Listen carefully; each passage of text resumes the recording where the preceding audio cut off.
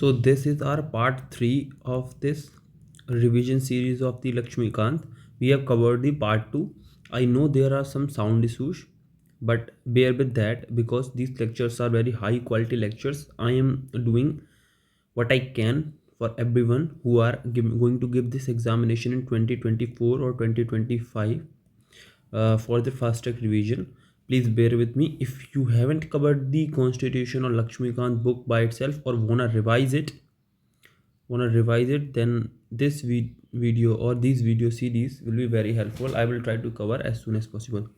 So let's start the concept of the constitution. The constitution derived from constitution meaning the establishment or setup. ठीक. सो अब हमें क्या refer to the principal, हमें ये सब चीज़ें नहीं देखनी. देखो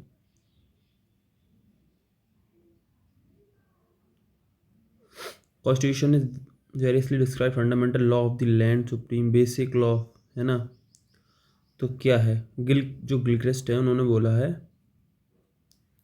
ठीक है. फिर कुछ जेटल ने बोला है, ठीक है. फॉर्म ऑफ स्टेट कॉन्स्टिट्यूशन वगैरह है ना, स्कोप एंड मैनर सबको बताते. वीर ने बोला है रेगुलेट और गवर्न द गवर्नमेंट, है ना, विच रेगुलेट्स द गवर्नमेंट. ठीक है. तो ये देखो, ये आप देख सकते हैं फंक्शन क्या है. इलियॉट ब्लूमर ने कहा है, ठीक है. It declare define the boundary of the political community, यानी कि लिमिटेड गवर्नमेंट की कहीं ना कहीं बात करता है कॉन्स्टिट्यूशन, लिमिटेड गवर्नमेंट की. दैट इज़ द क्रक्स, है ना, लिमिटेड गवर्नमेंट. चीफ पर्पस तो यही है कि गवर्नमेंट की लिमिट करता है, ठीक है. राइट्स डेवलपमेंट और ये सब जो सारे पॉइंट्स हैं, ये जनरल पॉइंट काफ़ी दिए हुए हैं, इनको बस देखना है. क्वालिटी क्या क्या है.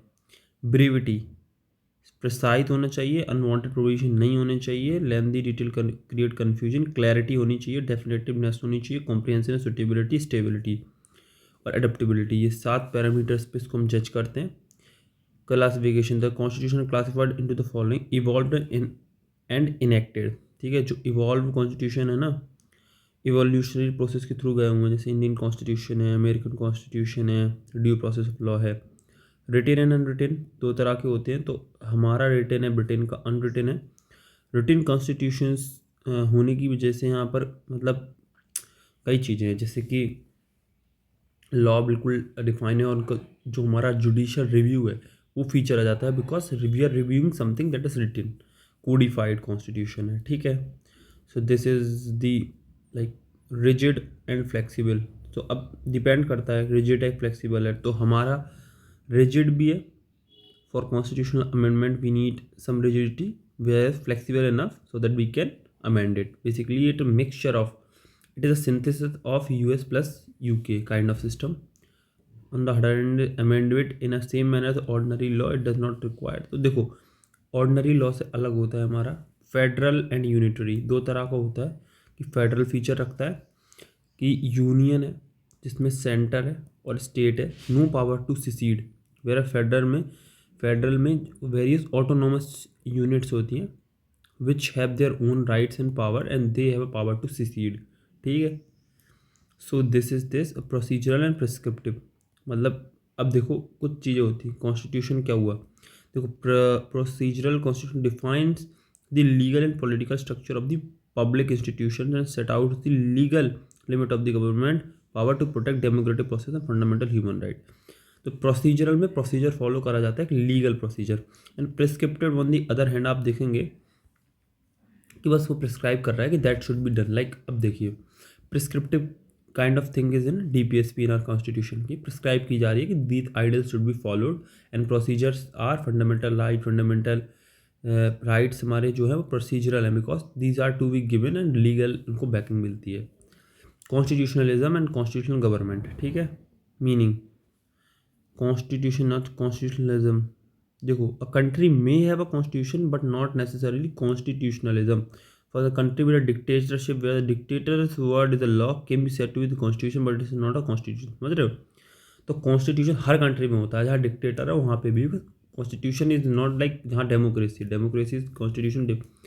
Constitutionalism recognises the need for government with power but at the same time insist the limitations should be placed on this power. ठीक है, ये है कॉन्स्टिट्यूशनलिज्म. अनलिमिटेड पावर में lead to authoritarian oppressive government. ठीक है, तो कॉन्स्टिट्यूशन और constitutionalism में फ़र्क है। ठीक है, तो ये चीज़ अब आपको देखनी है, ये आपको है ना। Constitutionalism desires a political order which power of government are limited. यही concept UPSC again and again पूछ रहा है। If you want to see this, see 2023 का वन क्वेश्चन चीफ मोटिव, 2022 का क्वेश्चन लिमिटेड गवर्नमेंट, 2021 का क्वेश्चन लिमिटेड गवर्नमेंट, 2020 का question limited government. So every year they are asking the crux, ये है crux. ठीक है, कॉन्स्टिट्यूशन होने से डेफिनेशन फ्रेडरिक ने डिफाइन करा है रॉकेट। ये काफ़ी मतलब डिटेल्ड है, आपको इतना नहीं पढ़ना है। Classified when the ruler subjected to principle, है ना, government according to the constitution चले रिगार्डलेस ऑफ दी, मतलब अपोजिट टू आर्बिट्री गवर्नमेंट है। ठीक है, effective restraints upon the government actions है। So these are the things. Element क्या है, constitutional scholar Louis 8 element feature of the constitutionalism. क्या क्या है, popular sovereignty, rule of law, democratic government, separation of power, independent judiciary, civilian control of military, police govern by law and judicial order, respect of the individual rights. ठीक, so this is all in this chapter. Now salient features की बात करेंगे हम constitution के। There are various salient features are constitutional possesses. So अब देखो, salient feature अपन various amendment हुए जिसके थ्रू हमारा कॉन्स्टिट्यूशन और ब्रॉडन हुआ। लेंथीएस्ट है, ठीक है, आपको पता है हमारा कॉन्स्टिट्यूशन लेंथीएस्ट है। ओरिजिनली इसमें के 395 आर्टिकल्स थे, 22 पार्ट, 8 शेड्यूल थे। अबाउट 470 अब हो गए हैं, 25 पार्ट हैं और 12 शेड्यूल हो गए हैं। ठीक है, तो लेंथीएस्ट तो हो गया। अब देखो, ये देखो क्यों है लेंदी, ज्योग्राफिकल फैक्टर, हिस्टोरिकल फैक्टर हैं, सिंगल कॉन्स्टिट्यूशन फॉर स्टेट है, डोमिनेंस ऑफ लीगल ल्यूमिनरीज हुए तो काफ़ी ज़्यादा लेंदियर हो गया था, और सिंथेसिस है तो इसलिए लेंदीस्ट है। Drawn from various sources we know, DPSP अपना आयरलैंड से है। ठीक है, फंडामेंटल राइट्स अपने जो डेराइव करे हुए हैं वो हमारे, हम मतलब जैसे ब्रिटेन से हैं। ठीक है, तो इस तरीके से हमने कई तरह के जो अपने फंडामेंटल राइट्स है ना, मतलब ये चीज़ है कि sorry for that fundamental rights are from the Britain because these are the wrong statement. Fundamental right are from the America because American revolution हुआ था, वहाँ पे हमारे फंडामेंटल राइट्स का बात हुआ था फर्स्ट टाइम। सो है ना, ये है एक चीज़। और फंडामेंटल ड्यूटीज़ हमारी हमने ड्राइव करी हुई हैं अलग कॉन्स्टिट्यूशन, जैसे कि हमने रशियन कॉन्स्टिट्यूशन USSR से लिया हुआ है कुछ चीज़ें, साउथ अफ्रीका से भी हमने कुछ लिया, जापान से हमने क्या है ये ना ये ना एक तो था ड्यू प्रोसेस लॉ में अमेरिकन कॉन्स्टिट्यूशन में देखने मिलता है, प्रोसीजर इस्टेब्लिश्ड बाय लॉ में देखने मिलता है जापानीज कॉन्स्टिट्यूशन में। ठीक है, तो ये चीज़ें कुछ हैं। And blend of rigidity and flexibility, तो ये दोनों का मिक्स है, बता चुका हूँ। Federal system with unitary by, सबको पता है सेंटर स्ट्रांग है, स्टेट के पास ऑटोनॉमी है, but ultimately they have to come to the concordance with the federal system because article S365 says that if any state does not comply with the central orders or the central guidelines, then there's enough reason to मतलब dismiss that government, or the government is running out of control and therefore president rule can be imposed. So these kind of articles empowers the central government. ठीक है, तो ये चीज़ हो गई। Moreover term federation as nowhere mention constitution, it's a union. तो वही चीज़ है ना, काजी फेडरल कैसी वेयर इन इंडिया को बताया है। Parliamentary form of government India में वेस्टमिनिस्टर मॉडल पे बेस्ड है। ठीक है, तो ये चीज़ एक है। और synthesis of parliamentary sovereignty and judicial supremacy. ठीक है, तो ड्यू प्रोसेस लॉ है, procedure established by law article 21 में, तो which is also contain due process of law. ठीक है, now you have to understand that due process of law मतलब process अभी लॉ बनने की अधूरी है, अभी भी पड़ी हुई है। That mean there is a scope of judicial review और scope of broadening. So in article 21 in Maneka Gandhi case और Maneka Gandhi case which ever we call Maneka Gandhi case, Supreme Court said that article procedure established by law also constitute due process of law because laws are not the ultimate. They can be amended and they need to be amended as per the time and need. So it broadened the scope of Article 21 which was asked in mains 2023. सो आप देख सकते हो कि किस तरीके से और सारी चीज़ें कनेक्टेड हैं, क्योंकि हम आर्टिकल 21 देखेंगे तो उस टाइम पे हम ये भी देखेंगे राइट टू लाइफ में राइट टू इक्वालिटी भी आता है और right to freedom of expression भी आता है. तो article 19, 20 and 14 these are in a loop with each other and they cannot be read singly for in the procedure established by law because procedure में ये सारे आर्टिकल मेनली आते हैं. ठीक है. इंटीग्रेटेड इंडिपेंडेंट जुडिशरी है डेफिनेटली. हमारे पास fundamental rights हैं, ये रहे फंडामेंटल राइट्स, ये हमारे पार्ट हैं कॉन्स्टिट्यूशन. DPSPs हैं, मोरल, ये मोरल परसेप्ट्स हैं. तो नोबल फीचर्स हो गए हमारे कॉन्स्टिट्यूशन के. ठीक है. और ये पार्ट 4 में हमारे दिए हुए हैं. ये देखो लॉ, ये क्या हुए, ये हमारे ना इंस्ट्रूमेंट ऑफ क्या हुए, इंस्ट्रूमेंट ऑफ इंस्ट्रक्शन हुए, instruction which were from 1935 act we derive. Minerva mills case में क्या कहा था सुप्रीम कोर्ट ने, Indian constitution is found on the bedrock of the balance between fundamental right DPSP. Start हुई थी कहानी, ये वाली कहानी बड़ी इंटरेस्टिंग है, आप पढ़ोगे तो अभी आगे चैप्टर्स में ज़रूर मिलेगी. कैसे शंकरी प्रसाद केस से शुरू होती है कहानी, Shankari Prasad, then 9th schedule and then all, और हमें सारे आगे देखते हैं इस चीज़. ये मेंस के लिए भी बहुत इंपॉर्टेंट टॉपिक है, बेसिक स्ट्रक्चर वाला. फंडामेंटल ड्यूटीज़ की बात करते हैं. If there are right there are duties. Fundamental right और ड्यूटीज़ दोनों ही इंपॉर्टेंट है, आपको ड्यूटी सारी याद कर लेनी है. सेकुलर स्टेट है, तो इस सेकुलर वर्ड 42nd अमेंडमेंट के द्वारा जोड़ा गया था और विमेन राव केस में secularism is the basic structure का पार्ट है. So you need to know that. यहाँ पे आर्टिकल दिए हुए हैं जो इम्पोर्टेंट हैं, जो शो करते हैं कि हमारा वेस्टर्न कंसेप्ट क्या है कि चर्च और जो स्टेट है वो दूर रहेगी. हम क्या कहते हैं, इक्वल इंटरफेरेंस और you would say equal treatment to all the religion. That is the positive connotation of secularism we give. Universal adult franchise which is not present in most of the country. और जो as बढ़ाई गई थी 1989 में 61st amendment act के द्वारा करी गई थी. सो यू नो 21 होने के लिए आपको 61 में आना पड़ा, 61st में आना पड़ा. और आप देख सकते हैं कि 18 ईयर्स था तो उसमें 9 और 9 बीच बीच में लगा के आप इस तरीके से इसको याद कर सकते हैं. ठीक है. तो आप कैसे इसको याद करेंगे, देखो मैं आपको जस्ट तरीका बताता हूँ, क्योंकि ये पूछ लेता है, मतलब कभी आपको पता होना चाहिए कुछ कुछ अमेंडमेंट. देखो 18 लिखिए, 21 लिखिए. 21 से याद आ जाएगा 61, क्योंकि 21 से एज से जॉब शुरू होती है, 60 पर रिटायर होते हैं, तो 61st में आप पहुँच गए. 18 में आपने क्या करा, 9 और 9 ऐड कर दिया बस. ठीक है. सो दैट मीन्स आपका ये ख़त्म हो जाता है. ठीक है. तो ये चीज़ हमने याद करने का तरीका भी बता दिया. सिंगल सिटीजनशिप, ठीक, कंट्री में सिंगल सिटीजनशिप का रूल है, अमेरिका की तरह नहीं है कि स्टेट्स की भी अलग होगी. इंडिपेंडेंट बॉडीज़, ठीक है. इंडिपेंडेंट बॉडी कौन कौन सी है, इलेक्शन. तो अब हमारी जो इलेक्शन कमीशन है, controller general, UPSC, state PSC, they are independent body yet constitutional one. Emergency provisions हैं, ये आर्टिकल 352 एक्सटर्नल एग्रेशन और आर्म रेबेलियन के लिए, 356 प्रेसिडेंट रूल और 65 के लिए सेंटर की डायरेक्शन कंप्लाई नहीं कर पा रही है, एंड 360 फॉर फाइनेंशियल इमरजेंसी. इसमें कई सारे प्रोविजंस हैं, कई सारे आर्टिकल एक्सेप्ट 20 और 21 को छोड़ के कई सारे आर्टिकल सस्पेंड हो जाते हैं. तो पढ़ते हैं कि 358 एंड 359 में डिफरेंस पढ़ते हैं.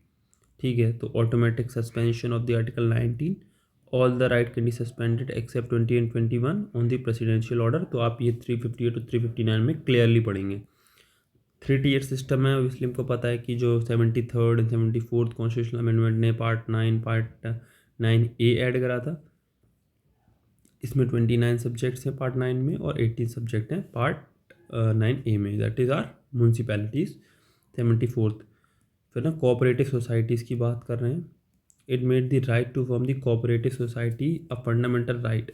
Article 19 it included a new directive.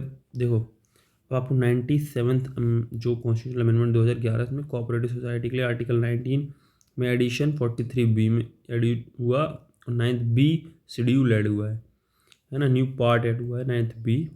तो इसको याद रखना है, not a schedule, it's a part. ठीक है. और जो 72nd और 73rd और 74th कॉन्स्टिट्यूशनल अमेंडमेंट है 11th एंड 12th शेड्यूल में ऐड हुए हैं. ठीक है. क्योंकि इनमें बहुत सारे सब्जेक्ट थे तो उनको शेड्यूल्स में डालना पड़ा. क्रिटिसिज्म भी होता है, बोरोड कॉन्स्टिट्यूशन है, अन इंडियन, एंटी इंडियन है, कोई कहता है. ठीक है. तो कुछ भी कहते हो, कार्बन कॉपी ऑफ 1935 है पर पार्शियली ट्रू है। और गांधीयन एलिफेंटाइन, लॉयर्स पैराडाइज क्या कहा हुआ है, हाइवर्ड जेनिंग्स ने तो ये तक कहा हुआ है कि लॉयर पैराडाइज है, ठीक है। Which is not necessary lucky, these are the part you can see citizenship, part 2 में directive principle, fundamental right, union government है, स्टेट गवर्नमेंट्स हैं, फिर है ना स्टेट पार्ट भी रिपील हो गया था, 8th part union territory, panchayat, municipality, cooperative society, 10th में जो हमारा पार्ट उसमें है schedule and tribal area, relation union state की बात हो रही है, फाइनेंस प्रॉपर्टी कॉन्ट्रैक्ट सूट्स की बात हो रही है, राइट टू प्रॉपर्टी पार्ट है 300A का, अर्लियर ये फंडामेंटल राइट हुआ करता था, इसको हटा के राइट टू प्रॉपर्टी, ये उसका भी बड़ा इशू है, वो भी हम आगे देखेंगे। 15 में इलेक्शन से पार्ट में, 14A में ट्रिब्यूनल है, 14 part service under union state है, इमरजेंसी प्रोविजन तो हमारा इट्स 18th पार्ट है, then we have 20th part amendment है, देन टेम्प्रेरी ट्रांजिशन फीचर्स हैं, रीजनल ऑफिशियल लैंग्वेज हमारा 17th है, special provision related to certain classes भी 330 में है। These are some important articles which obviously you need to go through. First schedule में क्या क्या है, name of the states and there territorial jurisdiction, name of UT and their extent, ठीक है। Second schedule में पार्ट है हमारे emolument, privileges, president, governor, speaker, deputy speaker, chairman, deputy chairman, speaker, deputy speaker, legislative assembly, chairman, deputy chairman of legislative council, जजेस of supreme court, high court, controller, auditor general. ये इतना redundant अभी इस time पे क्यों हो चुका है, इसका रीजन है क्योंकि अब आप देख सकते हैं कि इन सब के लिए खुद ही के एक अलग तरह के जो एक्ट पास हो गए हैं कि इम्यूलमेंट एक्ट, प्रेसिडेंट इम्यूलमेंट, ये सब, और प्रेसिडेंट पर्क्स एक्ट्स हो चुके हैं पर्सनली ज़्यादातर के, तो इतना इंपॉर्टेंट नहीं है बट आपको पता होनी चाहिए। फॉर्म ऑफ ओथ्स, अब ओथ कौन कौन लेगा, यूनियन मिनिस्टर की है, candidate of election to parliament की है, मेंबर ऑफ पार्लियामेंट की है, जजेस ऑफ सुप्रीम कोर्ट की है, controller auditor general of India की है, स्टेट मिनिस्टर है, candidate for election to state legislature है, मेंबर ऑफ स्टेट लेजिस्लेचर दोनों लेते हैं, स्टेट मिनिस्टर भी लेते हैं, यूनियन मिनिस्टर भी लेते हैं, जजेस ऑफ सुप्रीम कोर्ट की भी होगी तो जजेस ऑफ हाई कोर्ट की भी है, ठीक है। तो आपको याद रखना है कि जो कैंडिडेट भी होते हैं ना, ठीक है, इलेक्शन में खड़े हो रहे हैं, स्टेट लेजिस्लेटिव असेंबली और सेंट्रल लेजिस्लेटिव असेंबली दोनों, मतलब हमारे लोकसभा प्लस जो विधानसभा है वो भी लेते हैं, विधान परिषद वाले भी लेते हैं। फोर्थ शेड्यूल की बात करेंगे, allocation of seats in Rajya Sabha and union territory के। फिफ्थ शेड्यूल में हमें पता ही है कि जो शेड्यूल एरिया, शेड्यूल ट्राइब्स है, 6th में अदर देन असम, मेघालय, त्रिपुरा, मिजोरम, 4 है, आपको एक्सेप्शन याद रखें। 7th शेड्यूल में बात करेंगे कॉन्करेंट है, union list, state list, concurrent list, union में 98 है, स्टेट में 59 है एंड कॉन्करेंट में 52 है। तो अब देखो कॉन्करेंट में बढ़ गए, स्टेट में घट गए, यूनियन में बढ़ गया, दैट मीन्स यूनियन का कंट्रोल ज़्यादा बढ़ गया। 8th में लैंग्वेजेस हैं, आपको याद रखनी है कि जो सिंधी थी वो 21st से 1967 में ऐड आई, कोंकणी मणिपुरी नेपाली 71st तो और 1992 में, और Bodo Dogri Maithili Santhali 92nd amendment act और 2003 में, ठीक है। और उड़िया से उड़िया 96th कॉन्स्टिट्यूशनल अमेंडमेंट में 2011 में, और 97th कॉन्स्टिट्यूशनल अमेंडमेंट 2011 में। आप मुझे कमेंट में बताएंगे, हिंट दे दूँ, कोई सी सोसाइटीज़ बनी थी, ठीक है। इसमें तीन जो आर्टिकल थे उनमें उनमें एडिशन हुआ था, तो आपको बताना है किस किस में, एक फंडामेंटल राइट्स में किस में, एक फंडामेंटल ड्यूटीज़ में किस में, और हमारा एक कॉन्स्टिट्यूशन में एक और प्रोविज़न ऐड किया गया था, ठीक है। तो आपको बताना है वो, फिर और हमारे पार्ट बताना है कौन से पार्ट में इसको ऐड किया गया था, ठीक। 10th शेड्यूल बताना है, 52nd अमेंडमेंट 1985 एंटी डिफेक्शन की बात होती है। 2 तरीके हैं, constitutional define, anti defection law. Constitution में दिया हुआ है कि कैसे कोई हटेगा, और जो रिप्रेजेंटेशन ऑफ पीपल एक्ट उसके थ्रू भी इन मेंबर्स को हटाया जाता है। 1951 और 1950 that are important for prelims as well as the mains, because mains के सिलेबस में ही मेंशन्ड है, so you need to read that. तो 11th शेड्यूल तो पता ही है, ये सब बता चुका हूँ, ठीक है। आर्टिकल देखना है इसका 243G और W है। गवर्नमेंट ऑफ इंडिया एक्ट से क्या क्या लिया, federal scheme, office of governor, judiciary, public services commission, emergency provisions, administration, British parliamentary government, rule of law, legislative procedure, single citizenship, cabinet government, prerogative writs, parliamentary privileges, bicameralism. USA fundamental rights, independence of judiciary, judicial review, impeachment of president, removal of supreme court high court जजेस, post of the vice president, ये यहाँ से लिया गया है। Irish से directive principle, nomination of member to the Rajya Sabha and method of election of president, ठीक है, ये यहाँ से लिया हुआ है। कैनेडियन से लिया हुआ है। देखो federation with the strong centre, residuary power with the centre है, appointment of the state government by the centre है, advisory jurisdiction of the supreme court. Australia से concurrent list, freedom of trade, commerce and intercourse, जो कि हमने देखा था part में दिया हुआ है। Sitting of the two house of the parliament, joint sitting की बात ऑस्ट्रेलिया के प्रोविजन में। बीमर रिपब्लिक से तमने इमरजेंसी प्रोविजन में जो सस्पेंशन ऑफ फंडामेंटल राइट्स है उनको लिया। Soviet consideration, fundamental duty, ideal of justice, social economic political. French से हमने Republic of ideal, liberty, equality, fraternity लिया है, क्योंकि साउथ अफ्रीकन से हमने लिया है procedure for amendment and the Rajya Sabha member का इलेक्शन का प्रोसीजर, और जापान से प्रोसीजर स्टेब्लिश बाय लॉ, ठीक है, ये हम पढ़ चुके हैं। Now next chapter is preamble. Preamble में मैं आपको बताऊँ ज़्यादा कुछ पढ़ना ही नहीं है, दिमाग ही नहीं लगाना है। We the people of India having solemnly resolved to constitute India into a sovereign, socialist, secular, democratic republic, ठीक, ये चीज़ें हैं। And to secure citizen justice, social, economic, political, liberty of thought expression, belief, faith and worship, equality of status of opportunity, and to promote among them all fraternity, assuring the dignity of the individual and unity and integrity of the nation, ठीक है। फिर in our constitutional assembly 26 day of November 1949 hereby adopt, enact and give to ourselves this constitution. आपको ये याद होनी चाहिए बर्बाटिम। क्यों? अब इसमें हुआ क्या था, देखो सोशल, देखो बस याद रख लो कि 42nd कॉन्स्टिट्यूशनल अमेंडमेंट से 1976 थे which added the 3 new words, socialist, secular, integrated. बस आपको इतना ही याद रखना है, ठीक है ना। अब ये देखो preamble the identity card of the constitution किसने बोला है? नाना भाई पालकीवाला ने, जिन्होंने केशवानंद भारती केस लड़ा। तो आपको इतना याद है, आपको कुछ नहीं पढ़ना, बस आप छोड़ सकते हैं। कीवर्ड जो दिए हुए हैं उनको आप पढ़, देखो आपको बस इतना ही याद रहना चाहिए कि कौन कौन पहले ऐड हुआ और ओरिजिनल कॉन्स्टिट्यूशन में कैसी थी, 42nd कॉन्स्टिट्यूशनल अमेंडमेंट से क्या ऐड हुआ। इससे ज़्यादा आपको कुछ भी याद नहीं करना है, कोई ज़रूरत ही नहीं है, इस चैप्टर को स्किप भी कर सकते हैं। कीवर्ड्स पूछता है और, ठीक है। सोवरेन क्या है, ठीक है, तो सोवरेनिटी है, सोवरेन अफेयर्स में है। सोशलिस्ट है ना, इसको ऐड करा गया था, तो मतलब लोगों के लिए मेजर लिया गया था, ठीक है। डेमोक्रेटिक सोशलिज्म इंडिया में है, ठीक है। फिर प्रोडक्शन, डिस्ट्रीब्यूशन, को एग्जिस्टेंस, मिक्स इकोनॉमी की बात हो रही है। एंड और न्यू इकोनॉमिक पॉलिसी आई थी जो 1991 की, एलपीजी रिफॉर्म्स के बारे में बात हो रही है। सेकुलरिज्म की बात हो रही है। Secular 2 was added by 42nd constitutional amendment of 1976। तो ये हमारी जो डाइवर्सिटी है उसको दिखाता है। 1974 all the secular state were not expressly mentioned in constitution, ठीक है। तो 25 से 28 सेकुलरिज्म की बात हो रही है। सेकुलरिज्म हमारा एक किस चीज़ का पार्ट है? बेसिक स्ट्रक्चर का। डेमोक्रेटिक भी है, डेमोक्रेसी सबको पता है, सुप्रीम लीडर हमारा चुना जाता है। 4 तरीके होते हैं डायरेक्ट डेमोक्रेसी के, रेफरेंडम, इनिशिएटिव, रिकॉल और plebiscite. Indirect of the representative जो हेड का है उसको जो हम लोग चुनते हैं वो चुनते हैं फर्दर, ठीक है। प्रेसिडेंशियल फॉर्म की गवर्नमेंट है, तो बेसिक चीज़ें यहाँ पे दी हुई हैं, अगर आपको इनमें अंतर नहीं पता तो आप पढ़ लेना। देखो एक चीज़ है, on the basis of attitude of the state toward the religion, atheistic होती है, थियोक्रेटिक होती है, सेक्युलर होती है।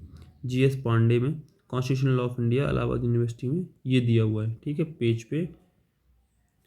There is the freedom of liberty of faith, worship, whatever religion you belong to, the state will not have anything to do and to state with any religion except treat every religion equally, but the state will have any foundation, मतलब स्टेट को कोई हाथ पाँव नहीं होगा उस चीज़ में, जस्ट आप अपना फॉलो कर सकते हो जो भी आपको फॉलो करना है, ठीक है।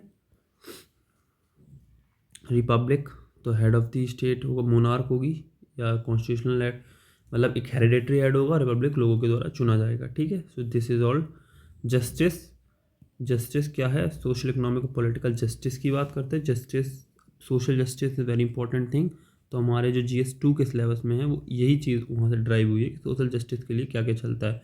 तो माइनॉरिटीज़ के लिए कोई भी काम होगा, इस वजह से एक आपको यहाँ पर तरीका बताता हूँ। जब भी सोशल जस्टिस, क्योंकि जस्टिस है, से रिलेटेड कोई भी क्वेश्चन आता है माइनॉरिटीज़ से, जो पॉजिटिव एस्पेक्ट्स है ना वही सही होंगे स्टेटमेंट, और जो नेगेटिव एस्पेक्ट्स है ना उनको गलत कर दिया जाएगा। ये एक ट्रिक है, प्रिलिम्स में काफ़ी काम आती है। लिबर्टी पे आता हूँ।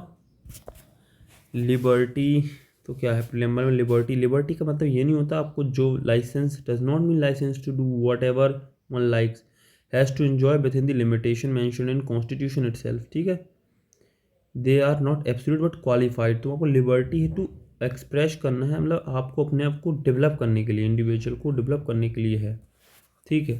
Preamble all the equality before law देता है, प्रोहिबिशन ऑफ दी जो डिस्क्रिमिनेशन है, ये सब कुछ दे रहा है कॉन्स्टिट्यूशन आपको। बट इट डजेंट मीन कि आप छुट्टा जो चाहें वो करेंगे। You need to be very aware of your limits, because आपको लिबर्टी है to develop oneself fully. Fraternity तो ये शो करता है कि सबको मिल भाव के रहना है। इंटीग्रिटी ऑल्सो एडेड, इंटीग्रिटी भी शो करनी है, देश के लिए बहुत इंपॉर्टेंट है, ठीक है। डिग्निटी वुमेन की डिग्निटी के लिए भी है। Unity integrity of the nation phrase embraces, वो psychological and territorial dimension of national integrity, ठीक है। यूनियन ऑफ द स्टेट है तो हमें यूनियन में हर फॉर्म में इंटीग्रिटी दिखानी है। प्रियम्बल का सिग्निफिकेंस काफ़ी ज़्यादा है, क्योंकि प्रियम्बल मतलब हमें दिखाती है हमारा what constitution contains horoscope of our sovereign democratic republic, K M Munshi ने कहा था, ठीक है। तो सोशल, अब ये हमें इतना ज़्यादा डीप में नहीं जानना है, ठीक है। Preamble as a part of constitution. Berubari union case हुआ था, तो बेरू इज़ नॉट ए पार्ट, उसमें कहा गया सुप्रीम कोर्ट के द्वारा कि ये पार्ट नहीं है कॉन्स्टिट्यूशन का। केशवानंद भारती केस हुआ था कि ना, earlier opinion held A preamble is a part of the constitution, it is extreme importance, should be read and interpreted in a light of grand and a whole noble vision expressed in the preamble. LIC case 19 all Supreme Court held a जो preamble है integral part of the constitution है। तो ये आप देख सकते हैं कि ये पार्ट है कॉन्स्टिट्यूशन का, ठीक है। तो हम देख सकते हैं कि कॉन्स्टिट्यूशन का पार्ट है but not independent of it, ठीक है। Preamble is a part of the constitutional but it is not independent. It should be read with or integrated with other provisions to give it effect, ठीक। Amendability, the question as to whether the preamble can be amended under Article 368 of the Constitution arose for the first time in Keshwanand Bharati. Cannot be amended, it is not a part of Constitution. इसमें the petitioner contended that amending power article cannot be used to destroy them as the basic element of the fundamental feature of the constitution which are enshrined. However, held a preamble as a part, court stated that the opinion tendered by the Beruvari Union in this regard was wrong. Held a preamble can be amended subject to the condition no amendment is done to the basic features. In the other word, court held that basic element of fundamental feature of constitution as contained in the preamble cannot be मतलब जो हमें amend नहीं कराए जा सकते हैं, but other things can be added. Edifice of our constitution is based upon the basic element mentioned in the preamble. If any of these elements are removed, structure will not survive and it will not be same as constitution or cannot contain identity. तो ये देख सकते हैं, तो preamble में 3 चीज़ें add हुई हैं, नहीं अमेंडमेंट वैलिड रखे गए थे, यानी कि उसको अमेंड करा जा सकता है, ठीक है, but can not be deprived away of the basic structure. Chapter 6 union and territory से इंडिया दैट इज़ भारत, तो हम सेसीड नहीं कर सकती कोई भी स्टेट्स, यहाँ पे काफ़ी स्टेट्स बनी थी। Territory of India wide expression, union of India, देखो territory of India wide expression है यूनियन ऑफ इंडिया से, because latter include only the states while the former include not only the state but also the union territory in territory that may be acquired by the government in the future. याद रखना ये चीज़ important है, ठीक है। फिर article 2 है, ये कहता है admission into the union of India, नई जो भी स्टेट्स हैं बाहर से आ रही है उनको ऐड करना। Parliamentary power to reorganise the state, तो रीऑर्गेनाइज कर सकते हैं, form a new state, increase diminish alter the boundaries, ठीक है। तो ये चीज़ आप देख सकते हैं, ये जो एग्जिस्टिंग स्टेट्स हैं उनके लिए प्रायोरिटी, देखो laid down the two condition that a bill contemplating the above change can be introduced in Parliament only with prior recommendation of President, and 2 before recommending the bill, President has to refer the same to the state concerned for expressing view on a specific subject, ठीक है। ये बहुत important है ये mention है constitution में, as it is question आ जाएगा, ठीक है। It is thus clear the constitution authorises the parliament to form new states वगैरह वगैरह, ये सब है। आर्टिकल 4 है जो भी इनमें दिया हुआ है, not to consider amendment to the constitution, that means ये सिंपल मेजोरिटी वाला खेल है सारा का सारा, ठीक है। तो आपको देखना है ये चीज़ कैसे हो रही है, तो आपको पता चल गया कि आर्टिकल 1 है, यूनियन ऑफ द स्टेट है, दैट मीन्स जो हमारी स्टेट्स हैं दे, है ना, उनके पास सिसीड करने का राइट नहीं है। तो ये है indestructible union of, indestructible union है हमारा इंडिया, पर डिस्ट्रक्टिबल स्टेट्स हैं, जो कि आर्टिकल 2 और 3 में दिखता है। 2 में तो नई स्टेट्स ऐड होती हैं, तो मतलब कुछ ऐड करा जाता है। 3 में altercation of the existing states की बात हो रही है, और ये सिंपल मेजोरिटी से करा सकता है। वाइल अमेरिका क्या है, indestructible union of indestructible states, because states वहाँ पे छोटी बड़ी नहीं हो सकती, because they have the ballot autonomy, ठीक है। Exchange of the territories with the Bangladesh, तो ये कुछ हुए थे डिस्प्यूट्स, अंडर अमेंडमेंट हुआ था 2015 में, कुछ है ये। तो ये चीज़ें इतनी इंपॉर्टेंट प्री के पर्सपेक्टिव से आप मतलब नहीं है, डायरेक्टली आज तक नहीं पूछा है, तो फ्री हो जाइए कि evolution of the states and united integration of princely states आई थी, तो ये अब इंडिपेंडेंस के बाद की कहानी है। फिर ये part A, part B, part C में स्टेट को डिवाइड किया गया था। ये देखो पार्ट डी में अंडमान निकोबार आइलैंड्स को रखा गया था, ठीक है। फिर स्टेट्स बनना शुरू हुई, फजल अली कमीशन बनाई गई, है ना। तो सबसे पहले आप देख सकते हैं creation of Andhra state, intensified demand from other region, ठीक है। आंध्र स्टेट पहले बनी, फोर्स टू क्रिएट ना, ऐसे देखो फोर्स टू गई थी कौन, एक देखो जेबीबी कमेटी बनी थी पहले, तो सबसे पहले एग्जामिन करने के लिए 1948 में, है ना। 1940 रिजेक्टेड द लैंग्वेज, हाउएवर, है ना, क्यों हुई थी, डेथ हुई थी, पोटी श्री रामुल्लू की डेथ हो गई थी, तो 56 डेज़ की हंगर स्ट्राइक के बाद में। तो 1953 में गवर्नमेंट को आंध्रा के साथ आना पड़ा। फिर उसके बाद डिमांड्स पड़ी 1953 में, तो फजल अली कमीशन में आई थी। इसमें 2 मेंबर कौन थे, KM पन्नीकर और HN कुंजरू थे, ठीक है। तो ये था वन लैंग्वेज वन स्टेट का कुछ इश्यूज चला काफ़ी, 4 फोल्ड क्लासिफिकेशन को हटाया गया। फिर स्टेट रीऑर्गेनाइजेशन एक्ट ऑफ 1956 आया, 7th कॉन्स्टिट्यूशनल अमेंडमेंट ऑफ 1956 आया, जिसके थ्रू तो आंध्रा 1956 में, असम, बिहार, ये सब देख सकते हैं आप, मध्य प्रदेश मशहूर है ना, उत्तर प्रदेश, वेस्ट बंगाल, ये सब बन गए थे हमारे, ठीक है। फिर इनमें से फर्दर ब्रेकेज हुआ बाद में, तो ये कई सारी स्टेट्स का निर्माण हुआ और बन गए। तो स्टेट ऑर्गेनाइजेशन में कुछ देखो केरला मर्ज करके इन सबको बना दिया गया था। ये आप खुद से रीड कर लेना, because it's not that straightforward important new states, ठीक है। तो कैसे महाराष्ट्र एंड गुजरात 1960, दादर नगर हवेली, गोवा, दमन दीव, पुडुचेरी, नागालैंड 1963 में, Nagaland was formed by taking Naga hills, है ना, तो ये 1963 में बना। हरियाणा, चंडीगढ़, हिमाचल प्रदेश बना। Then Manipur, Tripura, Meghalaya 1972 political map of north east underwent a major change किया था। Manipur, Tripura and state of Meghalaya got statehood, ठीक है। ये जो देखो आप एक चीज़ यहाँ पे देखो, इनको यूटी बोला गया था, है ना, फिर ये इनको स्टेट बनाया गया, ठीक है। तो स्टेटहुड मिल गया था इनको, बाद में मिला था। इस सबसे पहले नागालैंड बना 1963, तो आपको ये चीज़ याद रखनी है। और महाराष्ट्र गुजरात उससे भी पहले। सिक्किम 1947 में आज़ाद हुआ, है ना, 1947 में। प्रोटेक्टरेट ऑफ द इंडिया पहले बना था। फिर 1974 में पार्लियामेंट्री अमेंडमेंट हुआ, न्यू स्टेटहुड अंडर सिक्किम को मिल गया, ठीक है। 10th शेड्यूल, ये सब अमेंडमेंट हुए। मिजोरम, फिर अरुणाचल, लास्ट में ये सब देखते हैं 1987 में न्यू स्टेट अरुणाचल और गोवा केम इनटू एग्जिस्टेंस है। 23rd, 24th, 25th स्टेट, ठीक है। छत्तीसगढ़, उत्तराखंड और झारखंड बना था ये सन 26, 27 और 28वां स्टेट बना। सबसे पहले छत्तीसगढ़, फिर उत्तराखंड, फिर झारखंड बना। देखो छाऊझा कुछ भी बना सकते हैं, हाँ, चल उत्थे जा, ऐसे ये ऑर्डर था, ठीक है। 2000 में ये हुआ था। तेलंगाना पता है 29th स्टेट बना।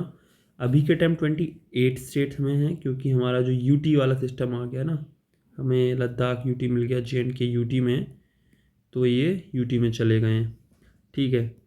फिर जम्मू एंड कश्मीर स्टेटहुड था ना, टिल नाइट्स फाइल, state of Jammu Kashmir had its own constitution. 370 हटा के इसको कॉन्स्टिट्यूशन के यूटी में डाल दिया गया, है ना, state of Jammu Kashmir into 2 union territories, ठीक है। यूटी देखो ले Ladakh district have gone under the Ladakh में चली गई, जम्मू कश्मीर सबको पता है, ठीक है। Law made by parliament under article 3, Andhra state law, state of Assam altercation of boundary, Himachal Pradesh Chandernagore state of organisation of 1956 बना। सो ये सब यहाँ दिया हुआ है। अब इतना डीप में आपको हर चीज़ नहीं पढ़नी, प्रीलिम्स के पर्सपेक्टिव से इंपॉर्टेंट ही नहीं है। सिटीजनशिप आई वुड से इस चैप्टर को ना ही पढ़ना ज़्यादा बेटर है, प्रीलिम्स के पर्सपेक्टिव से आपको पता होना चाहिए। पार्ट सेकंड है, कौन इंडिया में आया कौन इंडिया से गया, तो इसको आप लास्ट प्रायोरिटी रखें, बिकॉज इससे हमारे 10 साल में हार्डली 1 या 2 क्वेश्चन आए हैं, दैट टू मतलब इतने वो नहीं है, क्योंकि करंट अफेयर्स भी आ सकते हैं जैसे कि CA वगैरह, तो आपको ये सब पता होना चाहिए कि सिटीजनशिप। अब देखो सिटीजनशिप क्या है ना, यूनियन है, there are no separate state citizenship like USA है, तो ये आप देख सकते हैं कि उसमें कुछ वो दिया हुआ है, कॉन्स्टिट्यूशनल प्रोविजंस दिए हुए हैं, तो आपको बस कॉन्स्टिट्यूशनल प्रोविजंस पता होने चाहिए थोड़े बहुत, सॉरी फॉर दैट। तो एक्विजिशन ऑफ सिटीजनशिप कैसे मिल सकती है, जो कि हमें सिटीजनशिप एक्ट से पता चलती है, by birth, by descent, by registration. तो a person born outside India but December citizen descent if one of father citizen time, ठीक है, और पेरेंट्स नेचुरलाइजेशन से मिल सकती है, ठीक है। तो ये special provision migrate from Afghanistan Bangladesh and Pakistan, ये सब दिया हुआ है। लॉस ऑफ सिटीजनशिप बाय रिन्यूसिएशन, फिर आप बाय टर्मिनेशन, बाय डेप्रिसिएशन, तो ये डेप्रीवेशन टर्मिनेशन और हमारा क्या है रिन्यूसिएशन से हटाया जा सकता है। जबकि हमने एक चीज़ देखी कि यहाँ पे जो 4 तरीके से हम एक्वायर कर सकते हैं, बर्थ, डिसेंट, रजिस्ट्रेशन, नेचुरलाइजेशन, और बाय इनकॉर्पोरेशन ऑफ टेरिटरी से भी हो जाता है ना। पर्सन असम एकॉर्ड को लेके कुछ स्पेशल प्रोविजन थे कि असम असम में किस तरीके से सिटीजनशिप रही। ओवरसीज सिटीजनशिप के लिए OCI कार्ड होल्डर्स बनाए गए थे 2015 में, इनको 14 में PIO के साथ में मिक्स कर दिया गया था, है ना। इंडिया कार्ड होल्डर की बात करी जा रही है, renunciation of overseas Indian card holder, cancellation of differences हैं, NRI इंडियन ही होता है, पर्सन ऑफ इंडियन ओरिजिन का ये मिलता है, ये स्टे कर सकते हैं, है ना। तो कंट्री देखो फॉरेन पासपोर्ट इनके पास होगा, इंडिया में रह सकते हैं, आ जा सकते हैं। अब person register OCI card holder, है ना, ये चीज़ें हैं, इनको कौन एलिजिबल है कैसा है, तो ये सब अप्लाई हो जाता है यहाँ पे। But it doesn't mean that आपको सब पढ़ना है, आपको बस ये पता होना चाहिए कि आर्टिकल 5 कहता है citizenship at the commencement, 6th right of citizen certain person who have migrated to India from Pakistan, 7th में right to citizen certain migrants to Pakistan, rights of citizenship of certain person of Indian origin residing outside India, person voluntary acquiring citizenship foreign state not to be citizen 9th में दिया है, 10th में continuance of right of citizenship 11th में दिया है, parliament to regulate the right of citizenship by law, तो parliament किसी भी लॉ को चेंज कर सकती है accordingly. Now we came to the fundamental rights, ठीक है। सो हम सही पेज पे जा रहे हैं। So in the next part I will cover with this will be our lecture 4। So thanks for watching.